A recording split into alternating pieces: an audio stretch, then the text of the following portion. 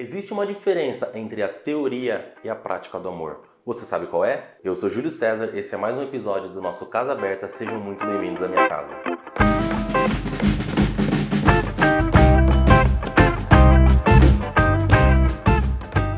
Evangelho de Mateus, no capítulo 22, no versículo 36, diz assim: Mestre, qual é o mandamento mais importante da lei de Moisés? Jesus respondeu: Ame o Senhor, seu Deus, de todo o seu coração, de toda a sua alma e de toda a sua mente. Este é o primeiro e o maior mandamento. O segundo é igualmente importante. Ame o seu próximo como a si mesmo. Toda a lei e todas as exigências dos profetas se baseiam nesses dois mandamentos. Quando Jesus foi confrontado pelos fariseus com essa pergunta, nós voltamos um pouquinho na história, onde lá em Êxodo, no capítulo 20, Deus fala com Moisés no monte, onde Moisés ele é separado por um período e ele vai orar, vai buscar o Senhor. E dentro daquele período, que foram aproximadamente 40 dias, Deus entrega para Moisés os 10 mandamentos. Nesses mandamentos, nós analisamos os mais falados hoje: não roubarás, não matarás, não desejarás a mulher do próximo, não cobiçarás algo que não é teu. Então, existem vários outros mandamentos que estão relacionados diretamente àquilo que Jesus respondeu para eles. Porque o desafio com aquela pergunta era para que Jesus, através de sua resposta, ele blasfemasse contra a palavra de Deus. E o mais interessante é que no final dessa resposta, Jesus fala todas as exigências dos profetas na época, quando foi dito e descrito toda aquela regra de mandamentos, Jesus ele foi muito claro, estão baseadas nisso. Porque se a gente pegar a risca, qual foi o primeiro que Jesus falou? Ama a Deus de todo o teu coração, de toda a tua mente, de todo o teu entendimento, tudo aquilo que você acredita. Deus é o principal amor que nós precisamos ter. E em segundo, ama o teu próximo como a ti mesmo. E se nós fizermos uma ligação entre aquilo que foi dito para Moisés e aquilo que foi respondido por Jesus nessa pergunta, nós conseguimos ligar uma coisa com a outra. Porque se Jesus fala, ama o teu próximo como a ti mesmo, você não rouba, você não mata, você não cobiça a mulher do próximo, você não faz nada daquilo que estava descrito em Êxodo 20. Então, o maior desafio de Jesus era fazer com que essa resposta fizesse sentido no tempo da graça, mesmo ela tendo sido escrita no tempo da lei. Entendendo a teoria que Jesus fala em Mateus 22, avançamos um pouquinho, onde Paulo, quando ele escreve a primeira carta aos Coríntios, no capítulo 13, ele declara o seguinte, no versículo 1: Se eu falasse as línguas dos homens e dos anjos, mas não tivesse amor, seria como um sino que ressoa, ou um símbolo que retine. Se eu tivesse o dom de profecias, se entendesse todos os mistérios de Deus, e tivesse todo o conhecimento, e tivesse uma fé que me permitisse mover montanhas, mas não tivesse amor, eu nada seria. Se desse tudo o que tem aos pobres e até entregasse o meu corpo para ser queimado e não tivesse amor, de nada me adiantaria. O amor é paciente e bondoso, o amor não é ciumento nem presunçoso, não é orgulhoso nem grosseiro, não exige que as coisas sejam à sua maneira, não é irritável nem rancoroso, não se alegra com a injustiça, mas sim com a verdade. O amor nunca desiste, nunca perde a fé, sempre tem esperança e sempre se mantém firme. Então Paulo ele traz uma prática do amor muito real. Isso foi escrito há mais de 2000 anos atrás. Se a gente trouxer para a realidade de hoje, o mundo ele está num nível emocional, num nível psicológico, num nível espiritual muito abalado. Nós temos falado em todos os nossos episódios, todos os nossos cultos, nas nossas lives, em relação ao que tem acontecido nos últimos 2 meses, sobre a pandemia, sobre o nosso isolamento, sobre o período de quarentena. E as pessoas, elas acabam executando o seu amor de uma forma talvez que não corresponda com o coração de Deus.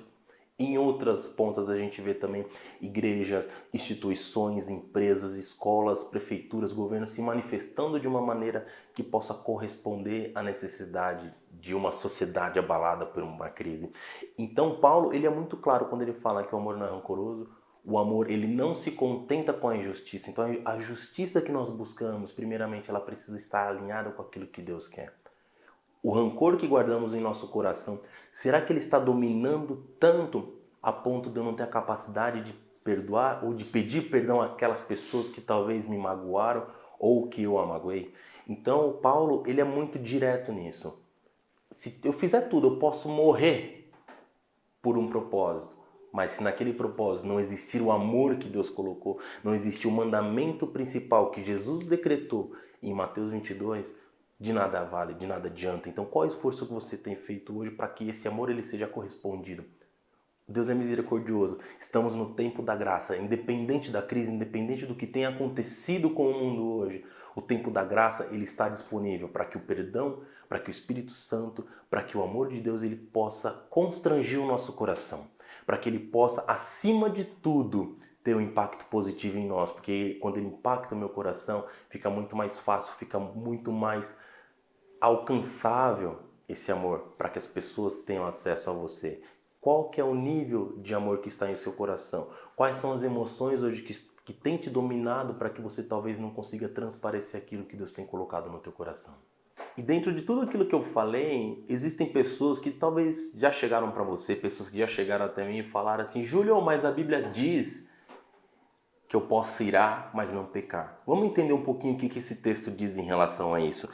Efésios, no capítulo 4, no versículo 26, diz assim: E não pequem ao permitir que a ira os controle. Acalme a ira antes que o sol se ponha, pois ela cria oportunidades para o diabo. Quem é ladrão, pare de roubar. Em vez disso, use as mãos para trabalhar em empenho e honestidade, e assim ajudar generosamente os necessitados. Evitem o linguajar sujo e insultante. Que todas as suas palavras sejam boas e úteis, a fim de dar ânimo àqueles que as ouvirem. Não entristeçam o Espírito Santo de Deus, o selo que Ele colocou sobre você para o dia em que nos resgatará como sua propriedade. Livrem-se de toda amargura, raiva, ira, das palavras ásperas e da calúnia e de todo tipo de maldade. Em vez disso, sejam bondosos e tenham compaixão uns dos outros, perdoando-se como Deus os perdoou em Cristo. E isso eu acho que chegou o tempo de nós, como filhos de Deus, como servos, como criaturas existentes nessa terra, pelo propósito maior de Deus, pararmos com esse misticismo que colocamos na nossa cabeça, que só Jesus perdoa, quem perdoa é Deus, eu não tenho esse poder. Quando Pedro perguntou, Senhor, quantas vezes nós devemos perdoar? Jesus foi muito claro, ele não falou só Deus perdoa. Ele falou, você deve perdoar 70 vezes 7. Isso por dia, faz a conta, dá brincando 490 vezes. Será que nós passamos por 490 situações na nossa vida que nós não temos a capacidade de perdoar diariamente? Será que a ira, o nosso nível de raiva, ele está tão alto em nosso coração que nos permite barrar a essência, o principal mandamento que Deus tem nos dado hoje?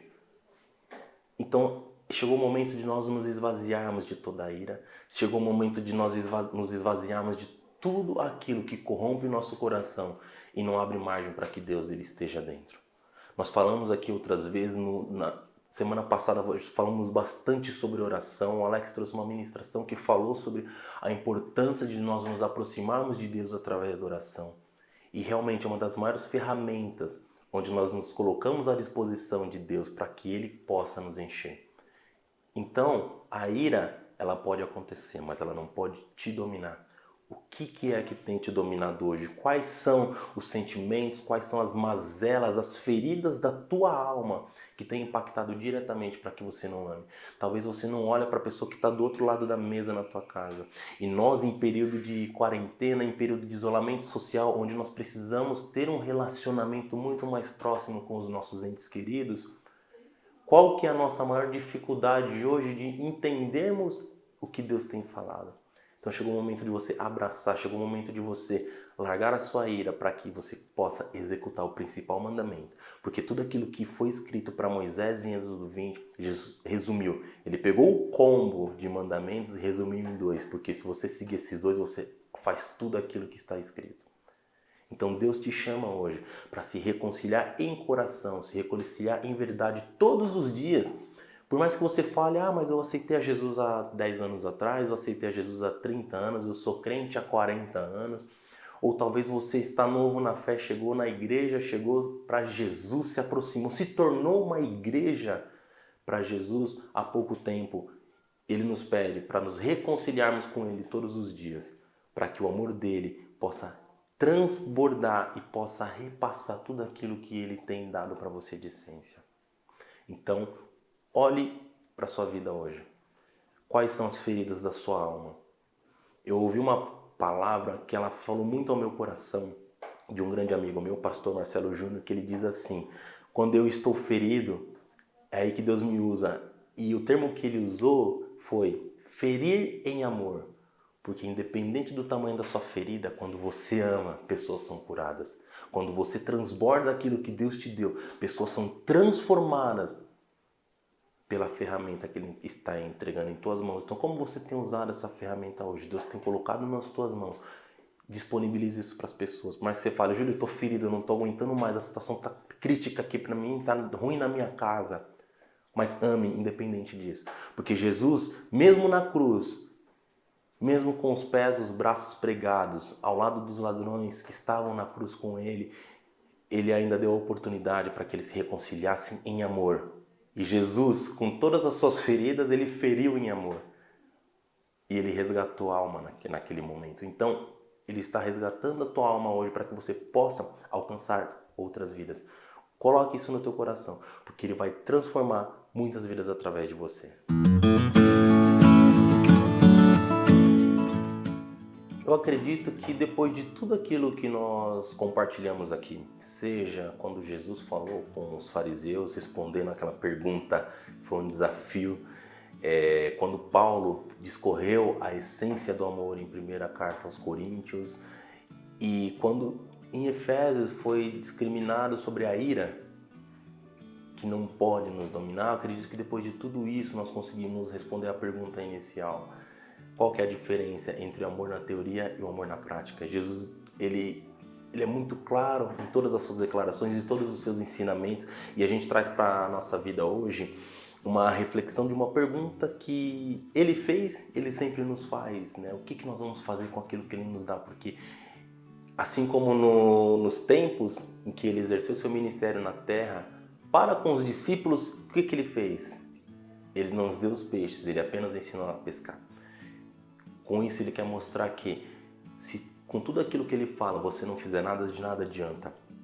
Então hoje o maior desafio para nós é entendermos, acima de tudo, o quanto arrogante nós estamos sendo primeiramente conosco. De não nos permitir entender aquilo que está dentro de nós, de não nos permitir entender o que Jesus entregou em nosso coração. E o quanto essa nossa arrogância pessoal influencia na vida das pessoas. Então eu quero deixar um desafio para você hoje.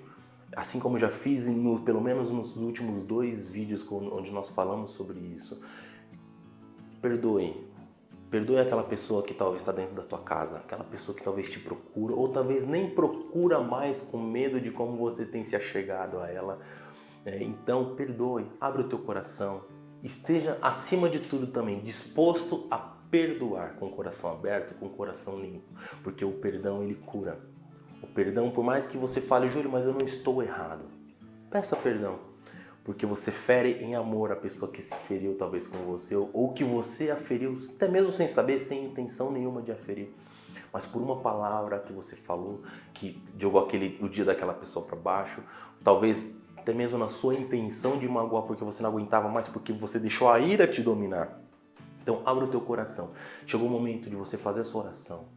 Acabou esse vídeo, faça a sua oração, busque a Deus, transborde em amor em Deus. Se for preciso chorar, chore, mas não deixe a ira te dominar. Não deixe os sentimentos que estão rondando todo esse período de crise e talvez sempre rondaram a sua vida, mas nesses últimos tempos eles ascenderam de uma forma totalmente ruim. Não deixe que isso afete o teu coração, para que você, através daquilo que Deus tem te entregado, cure as pessoas. Então o desafio é esse: perdoe e seja perdoado. Peça perdão para que as pessoas possam realmente sentir que Deus está no teu coração. Muito obrigado e que Deus te abençoe.